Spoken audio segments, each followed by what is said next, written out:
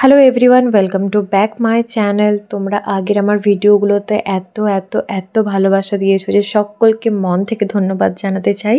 আর তোমরা আমার ভিডিওগুলোতে এত ভালোবাসা দিচ্ছ বলে নতুন নতুন কেকের ডিজাইন, কেকের ডেকোরেশন শেয়ার করতে ইচ্ছে হচ্ছে। আর আজকের কেকটা ভীষণই সুন্দর একটা কেক, মানে পুরো কেকটাই চকলেটি একটা ব্যাপার আছে। সবার প্রথমে এই কেকটাকে খুব সুন্দর করে আমি ক্রাম কোটিং করে নিচ্ছি। আর এই কেকটাতে অ্যাজ আ ফিলিং হিসেবে আমি চকলেট গানাজ ব্যবহার করেছি। আর আজকের কেকটা আমার কাছে একটুখানি স্পেশাল, তাই পুরো কেকটাকে আরো একটু বেশি স্পেশাল বানানোর চেষ্টা করেছি। আজকের কেকটা অর্ডার করেছিল আমার বেস্ট ফ্রেন্ড তার ছেলের জন্মদিন উপলক্ষে। আর আজকের কেকটা ছিল 3 পাউন্ডের chocolate cake with overloaded chocolate. আর এই কেকটাতে কি চকলেটস নেই, এখানে ডার্ক উইথ মিল্ক চকলেট ব্যবহার করেছি, কাপ কেক ব্যবহার করেছি, কেকসিকলস ব্যবহার করেছি, আরো অনেক কিছু ব্যবহার করার ইচ্ছে ছিল। বাট কেকের অর্ডারটা আমি এতটাই তাড়াহুড়োর মধ্যে পেয়েছিলাম যে আরো নতুন কিছু চকলেটস দেওয়ার ইচ্ছে থাকলেও উপায় ছিল না, কারণ হাতে সময় ছিল না। আর তারপর কেকটার চারিদিকে খুব সুন্দর করে আমি চকলেট দেওয়ার ড্রিপিং বানিয়েছি, যাতে কেকটার লুকটা আরো অনেক বেশি এনহ্যান্স হয়। আমাকে প্রথমেই বলে দেওয়া হয়েছিল যে কেকে কোনো রকম কালার ব্যবহার করা চলবে না, তার জন্য কেকটাকে আমি নর্মাল ক্রিম দিয়েই আইসিং করেছি।